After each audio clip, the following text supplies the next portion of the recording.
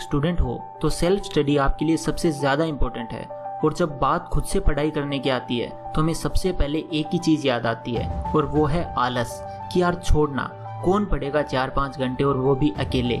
इससे अच्छा PUBG खेल लेता हूँ या फिर मोबाइल चला लेता हूँ। और हम पढ़ाई को इसी तरह पोस्टपोन करते रहते हैं आगे से आगे, यानी कि अवॉइड करते रहते हैं। इसीलिए मैंने बड़ी रिसर्च करके कुछ ऐसी इन्फॉर्मेशन आपके लिए ढूंढी है जिससे कि आपका ये सेल्फ स्टडी का जो इतना बड़ा डर है वो दूर भाग जाएगा और आपको पढ़ाई एकदम आसान लगने लगेगी। ये बातें आपने पहले सुनी ज़रूर होगी, लेकिन इन बातों को आपको किसी ने समझाया नहीं होगा। इस वीडियो में ना सिर्फ मैं आपको ये बताऊंगा कि आपको सेल्फ स्टडी करते वक्त किन बातों पर ध्यान देना है, बल्कि ये भी बताऊंगा कि आप अपना ध्यान एक जगह कैसे टिका कर रख सकते हैं जिससे कि आपको पढ़ाई करने में और अच्छे मार्क्स लाने में आसानी होगी। साथ ही आपको एक ऐसी टिप दूंगा जिससे कि आपको पढ़ा हुआ 10 टाइम्स ज़्यादा याद रहेगा।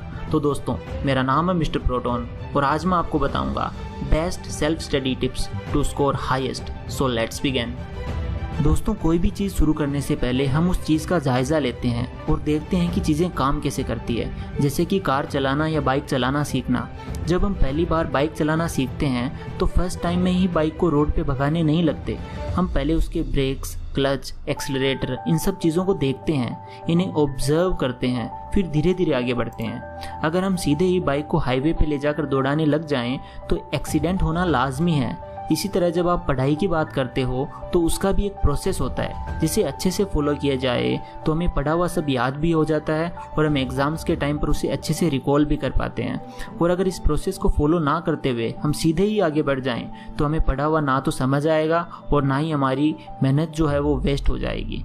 तो आज मैं आपको बताने वाला हूँ कि हमें किस तरह से पढ़ाई करनी चाहिए। Remember my friends, always work smart not hard. Self study का एक प्रोसेस होता है जो कि अब मैं आपके साथ डिस्कस करने जा रहा हूँ।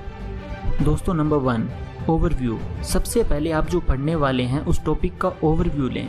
ओवरव्यू से मेरा मतलब ये है कि आप अपनी text books, online lectures, articles, जो कुछ भी हो उसको ऑब्जर्व करें और समझें कि आप क्या पढ़ने जा रहे हैं और आपको कहाँ कहाँ से क्या क्या और कैसे कैसे पढ़ना है। जैसे हमने ऊपर बाइक का एग्जाम्पल लिया था, ठीक उसी तरह आपको यहाँ अपनी ऑब्जर्वेशन करनी है और एक रफ आइडिया डेवलप करना है और आपको ये देखना है कि मुझे क्या पढ़ना है और कहाँ से पढ़ना है। Number 2, make a plan. दोस्तों, आपने ये प्रोवर्ब तो सुना ही होगा, Those who fail to plan, plan to fail।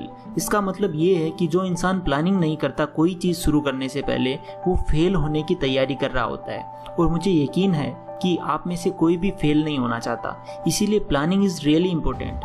अब प्लान कैसे करना है? आपको सबसे पहले ओवरव्यू किया कि कैसे पढ़ना है, क्या करना है, कहाँ से पढ़ना है। तो अब ओवरव्यू को एक प्लान की शक्ल में ढाल दीजिए।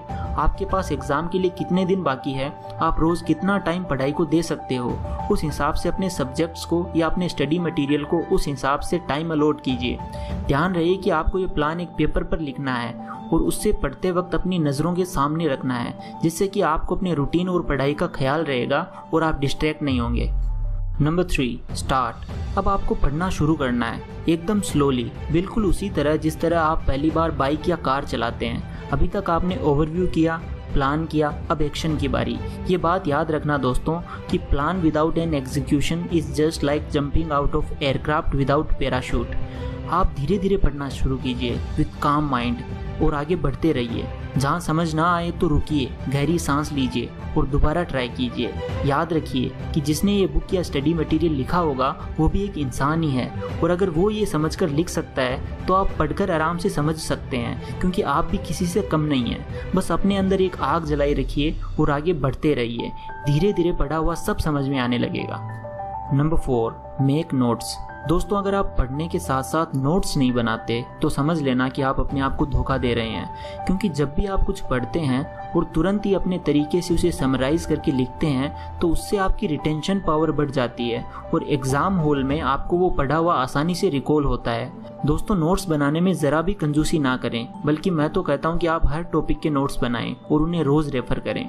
नोट्स कैसे बनाना है, अब ध्यान दीजिए। सबसे पहले आपको अपना स्टडी मटेरियल या टेक्स्ट बुक का टॉपिक अच्छे से पढ़ना है, समझना है और याद करने की कोशिश करनी है। उसके बाद आप अपने तरीके से उस टॉपिक के बारे में अपनी नोटबुक या पेपर में लिखेंगे। यकीन मानिए दोस्तों, आपको सिर्फ 2-4 दिन तकलीफ होगी, लेकिन आपको दिन ब दिन पढ़ा हुआ याद रखने में आसानी होती जाएगी और मुझे भरोसा है कि आप मुझे यहाँ आकर के कमेंट बॉक्स में थैंक्स ज़रूर बोलेंगे। Number 5, don't multitask. स्मार्टफोन्स और कंप्यूटर्स भी मल्टीटास्किंग नहीं करते, हम तो फिर भी इंसान हैं। मुझे ये भरोसा है कि आप सबको मालूम होगा कि पढ़ते वक्त किसी भी तरह का कोई और काम साथ में नहीं करना चाहिए, जिससे कि आपका फोकस पढ़ाई से शिफ्ट होकर उस दूसरे काम पर चला जाए। आपने जो पढ़ा होगा वो आपको अच्छे से याद नहीं रहेगा। इसीलिए पढ़ाई करते वक्त ना तो फ़ोन यूज़ करें, ना घर वालों से या दोस्तों से बात करें और ना ही किसी चीज़ के बारे में सोचें। जितना हो सके आप शांत माहौल में पढ़ाई करें और फोकस करें सिर्फ पढ़ाई पर, क्योंकि जब आपको 2 काम एक साथ करने होते हैं तो एक भी काम सही से नहीं हो पाता। Number 6, 3 hours slot. हमेशा याद रखें कि जब भी आप पढ़ने बैठें तो 3-3 घंटे के स्लॉट में पढ़ें। मतलब कि आपको ज़्यादा से ज़्यादा एक बार में 3 घंटे के लिए ही पढ़ना चाहिए, उसमें भी एक 15 मिनट का ब्रेक लेना चाहिए। जैसे कि आप सुबह 9 बजे से पढ़ना शुरू करते हैं तो 10:30 के करीब आपको एक ब्रेक लेना चाहिए और रिफ्रेश होना चाहिए। इस ब्रेक के दौरान स्ट्रेचिंग करना सबसे ज़्यादा फ़ायदेमंद होता है। इस ब्रेक में स्मार्टफोन यूज़ ना करें, घर वालों से बात करें और फिर वापस 10:45 होते ही वापस पढ़ने बैठ जाएं 12 बजे तक। ये सबसे इफेक्टिव टाइम स्लॉट होता है पढ़ने के लिए और साइंटिफिकली प्रूवन भी है। मैं भी इसी टाइम स्लॉट को फॉलो करता हूँ और इससे मेरा फोकस बना रहता है हमेशा। Number 7, stay hydrated. मैंने कई बच्चों को देखा है जो पढ़ाई करते वक्त पानी की एक बूंद तक नहीं पीते और इसी वजह से वो बहुत जल्दी एग्जॉस्ट हो जाते हैं, थक जाते हैं और उनमें और पढ़ाई करने की हिम्मत नहीं रहती। हमेशा पढ़ते वक्त अपने पास छोटी सी पानी की बोतल रखें और हर 15 मिनट पर 2 सिप लें। इससे आपको कुछ सेकंड का ब्रेक मिलेगा और बॉडी हाइड्रेटेड रहेगी और आप जल्दी एग्जॉस्ट नहीं होंगे और थकावट नहीं लगेगी। Number 8, mixture of theory and practical. एक दिन में दोनों टाइप के सब्जेक्ट्स पढ़ने चाहिए, थ्योरी सब्जेक्ट्स भी और प्रैक्टिकल सब्जेक्ट्स भी। अगर आप कंटिन्यूअसली सिर्फ प्रैक्टिकल सब्जेक्ट्स लाइक मैथ्स या स्टैट्स पढ़ेंगे तो आपको फ्रस्ट्रेशन होने लगेगा। इसीलिए आपको एक दिन में दोनों सब्जेक्ट्स पढ़ने चाहिए। दोस्तों, नंबर 9, टीच अदर्स। आपने जो भी पढ़ा है वो किसी दूसरे को सिखाने से आपका पढ़ा हुआ और अच्छे से याद हो जाता है। किसी महान व्यक्ति ने कहा था कि अगर तुमने जो पढ़ा है, अगर तुम्हें देखना है कि तुमने वो कितना समझकर पढ़ा है, तो एक काम करो, एक 5 साल के बच्चे को वो टॉपिक समझा कर देखो इन द सिंपलेस्ट वे। अगर आप ये कर पाएँ तो आपको वो टॉपिक याद हो गया है और आपको वो टॉपिक समझ आ गया है। और अगर आप ये नहीं समझा पा रहे हैं तो शायद आपने कॉन्सेप्ट को बराबर नहीं समझा है। अब बात करते हैं उस आखिरी टिप की जो मैंने आपको शुरू में बताई थी कि आपका पढ़ा हुआ 10 टाइम्स आपको ज़्यादा याद रहेगा। दोस्तों, नंबर 10, रिवाइज सिस्टमेटिकली। सिर्फ पायलट रीडिंग करना इज़ नॉट ए रिवीजन। इसीलिए बच्चों को पढ़ा हुआ याद नहीं रहता और वो रिवीजन करने के बाद भी अच्छे मार्क्स नहीं ला पाते। इसी वजह से सिस्टमेटिक मैनर में रिवीजन करना बेहद ज़रूरी है। सिस्टमेटिक रिवीजन मतलब रेगुलर इंटरवल ऑफ टाइम पर रिलेवेंट मटेरियल से कम टाइम पीरियड में सब कुछ रिकॉल करना। जैसे कि अगर आपने एक टॉपिक आज सुबह पढ़ा और उसमें से नोट्स बनाए तो आप शाम को एक बार उन नोट्स को रेफ़र करें और रिकॉल करें उस टॉपिक के कॉन्सेप्ट को। उसके बाद सीधे परसों शाम को वापस नोट्स को रिवाइज करें, फिर परसों से 3 दिन बाद, फिर उसके बाद हफ्ते में एक बार, फिर उसके अगले 3 हफ्ते में एक बार। इस तरह आपके 5 रिविजन्स हो जाएंगे और आपको वो टॉपिक मरते दम तक याद रहेगा। ये मेरी गारंटी है। ये टिप अगर आपने फॉलो कर ली तो आपको ज़िंदगी में कभी भी कोई चीज़ पढ़ने में तकलीफ नहीं होगी।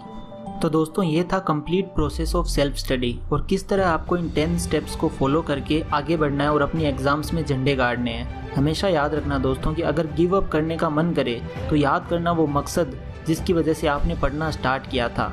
And remember, if you are going through hell, keep moving, you will soon see a light at the end of the tunnel. यानी कि आप आगे बढ़ते रहिए और एक दिन आपका मुकद्दर चमकेगा और आप अपनी पढ़ाई के बलबूते पर सिकंदर बन जाएंगे। आई होप आपको ये वीडियो पसंद आया हो, तो इस वीडियो पर अपना प्यार बरसाएं और शेयर करें अपने उन दोस्तों के साथ जिनको इसे देखने की बहुत ज़्यादा ज़रूरत है। कमेंट करके बताइए कि आपको नेक्स्ट वीडियो किस टॉपिक पर चाहिए और ये भी ज़रूर बताइएगा कि आज की इस वीडियो ने आपको क्या सिखाया। So that's it for today. मैं जल्दी वापस आऊँगा एक नई इन्फॉर्मेटिव वीडियो लेकर के मेरे दोस्तों के लिए। तब तक के लिए stay safe, stay healthy. Signing off mister proton.